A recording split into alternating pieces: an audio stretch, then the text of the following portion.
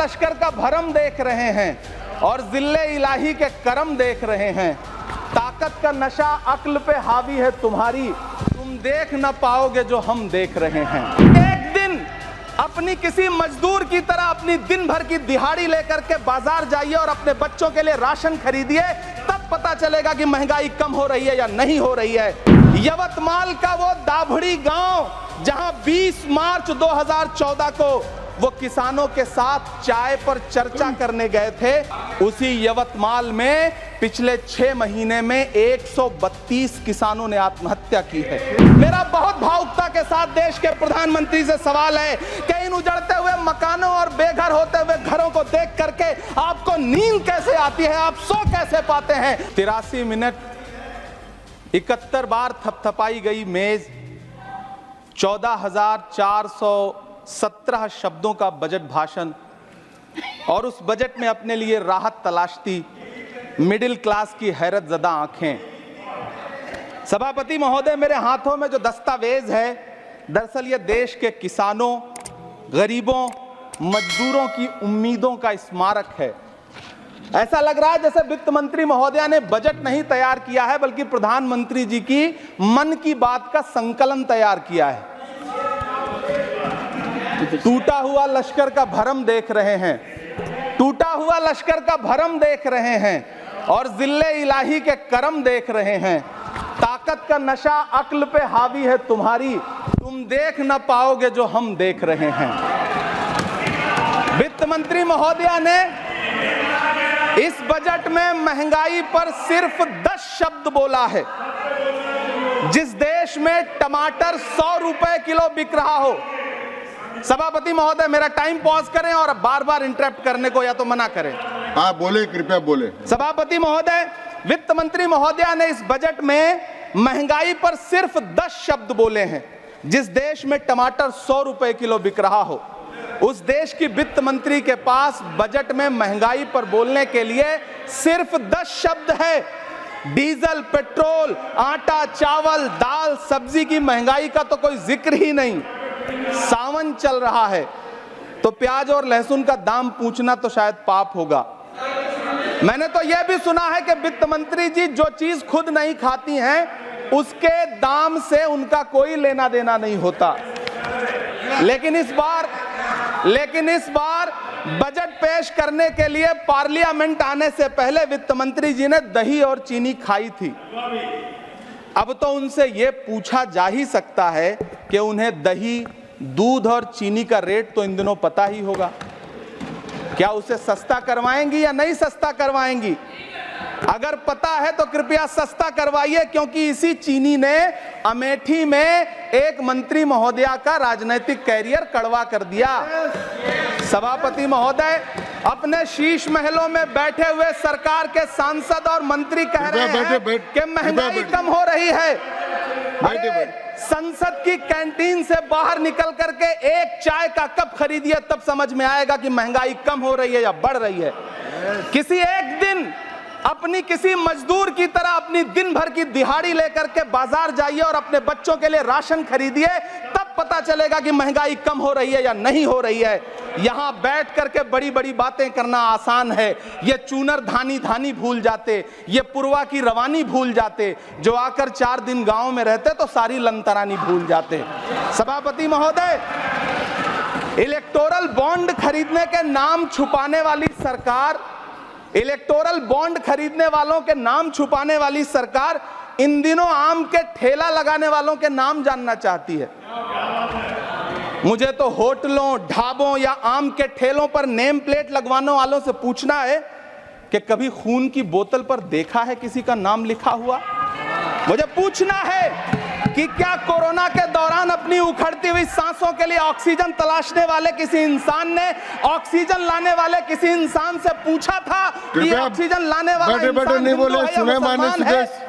मुझे पूछना है कि लावारिस लाशों के लिए कोरोना में कांधा देने वाले, चिताओं के लिए लकड़ियां सजाने वाले किसी इंसान से पूछा गया था उसका नाम, उसका मजहब? लेकिन इन दिनों पूछा जा रहा है। सभापति महोदय, अफसोस देश के प्रधानमंत्री जी ने कभी न टूटने वाली चुप्पी ओढ़ ली है।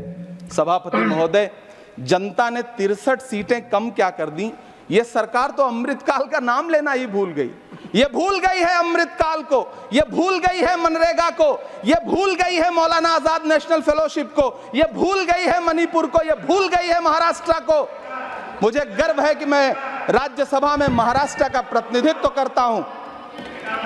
महाराष्ट्र जो देश की आर्थिक राजधानी है, जो टोटल कॉर्पोरेट टैक्स का 40%, इनकम टैक्स का 32% और जीएसटी का 20% इस देश को देता है, उस महाराष्ट्र के लिए इस बजट में एक शब्द नहीं है। आप बैठ जाए। सभापति महोदय, आखिर महाराष्ट्र से किस बात का बदला लिया जा रहा है? महाराष्ट्र ने लोकसभा चुनाव में बाबा साहब अम्बेडकर के संविधान को बचाने के लिए वोट क्या कर दिया? प्रधानमंत्री जी तो महाराष्ट्र से बदला लेने पर उतर आए। अब तो शायद उन्हें याद भी ना हो यवतमाल का वो दाभड़ी गांव जहां 20 मार्च 2014 को वो किसानों के साथ चाय पर चर्चा करने गए थे और उनकी किस्मत बदलने के सपने दिखाए थे।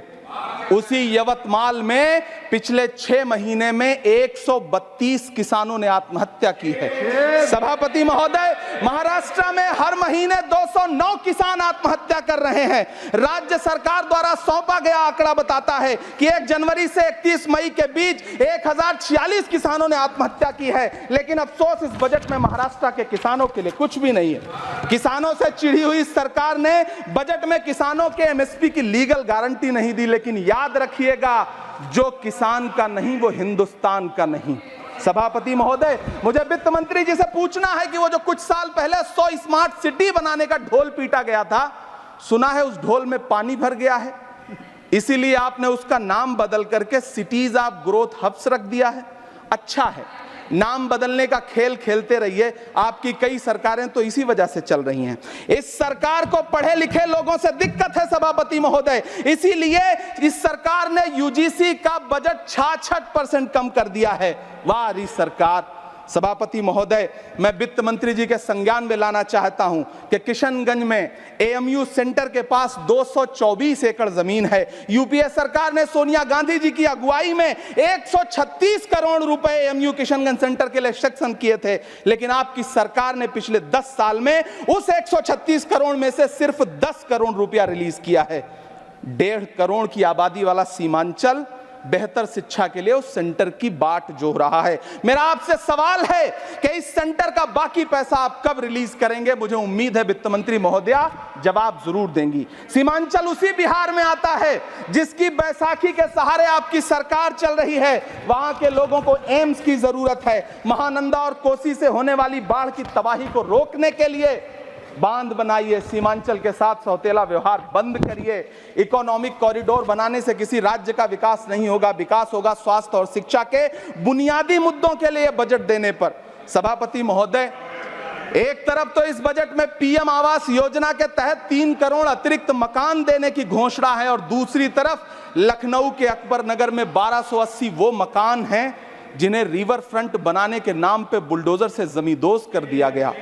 सभापति महोदय, लोग चीखते रहे, बच्चे बिलखते रहे, वसुधैव कुटुंबकम का नारा लगाने वाली सरकार इंसानों के घरौंदे उजाड़ कर जश्न मना रही है। सभापति महोदय, मेरा बहुत भावुकता के साथ देश के प्रधानमंत्री से सवाल है कि इन उजड़ते हुए मकानों और बेघर होते हुए घरों को देख करके आपको नींद कैसे आती है, आप सो कैसे पाते हैं? मेरा सवाल है इस देश के प्रधानमंत्री से, या तो लोगों के घरौंदे उजाड़ना बंद करिए या फिर करोड़ों मकान बनाने की झूठी घोषणाएं करना बंद करिए। यह बजट झूठ का पुलिंदा है।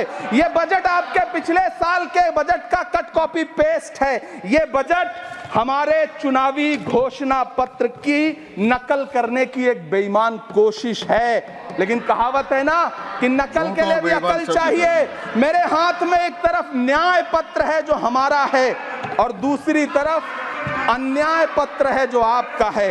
इस सरकार को आलोचना सुनने की आदत नहीं है सभापति महोदय। जब आप इनसे सवाल पूछिए तो ये कहते हैं कि आप बताइए 70 साल में आपने क्या किया है। मैं तो इस सदन में कहना चाहता हूं सभापति महोदय कि हमसे 70 साल का हिसाब मांगने वालों, जो सरकार अपना चलाया हुआ 2000 का नोट 7 साल नहीं चला सकी, वो हमसे 70 साल का हिसाब मांगती है। सभापति महोदय, मैं अंत में आपसे ये कहना चाहता हूं, ये बजट बैसाखी पर टिकी हुई कृपया सरकार सुने। का कुर्सी बचाओ सुने, बजट है। सुने। इस बजट में राज्यों के साथ, किसानों के साथ, नौजवानों के साथ, महिलाओं के साथ, देश के मिडिल क्लास के साथ अन्याय किया गया है और इस अन्याय का खामियाजा आपको महाराष्ट्र, हरियाणा और झारखंड के चुनाव में भुगतना पड़ेगा।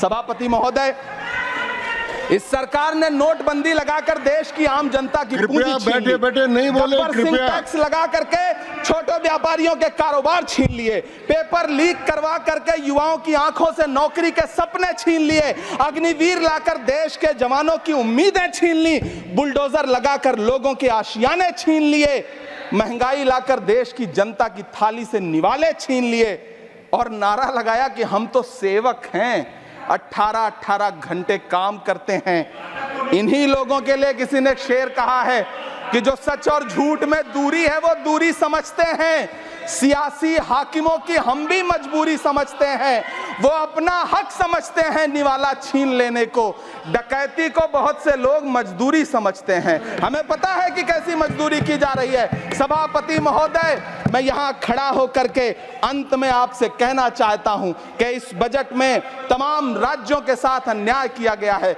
इस बजट में युवाओं के साथ अन्याय किया गया है, महिलाओं के साथ अन्याय किया गया है और खास तौर से महाराष्ट्र के लिए कुछ नहीं रखा गया है। महाराष्ट्र बाढ़ से जूझ रहा है, पानी बरसने से वहां 1500 से ज्यादा लोग मारे गए हैं। उस शहर को, उस राज्य को 4000 करोड़ के पैकेज की जरूरत है ताकि जो फसलें बर्बाद हुई हैं लोगों को राहत दी जा सकी। लेकिन अफसोस, इस बजट में महाराष्ट्र के लिए ऐसा कुछ भी नहीं है। मैं आखिर में यह कहना चाहता हूं कि पिछले 7 दिन से इस बजट का बड़ा ढिंढोरा पीटा जा रहा है, इसे महान बताया जा रहा है, लेकिन कौन महान बता रहा है? सत्ता पक्ष के लोग, उन्हें तो बताना ही है। क्योंकि मैं अवध क्षेत्र से आता हूं, प्रतापगढ़ से, नीरज भाई भी अवध और पूर्वांचल से आते हैं। वहां एक कहावत है कि बिटिया की तारीफ किसने की? बिटिया की महतारी ने, यानी कि बेटी की प्रशंसा किसने की? मां ने। तो इस बजट की तारीफ सत्ता पक्ष करे तो करेगा ही, लेकिन विपक्ष के एक भी सांसद से आप पूछिए कि क्या उसके राज्य को कुछ मिला है, तो वो ये कहेगा कि नहीं, कुछ भी नहीं मिला है। Subscribe to One India and never miss an update. Download the One India app now.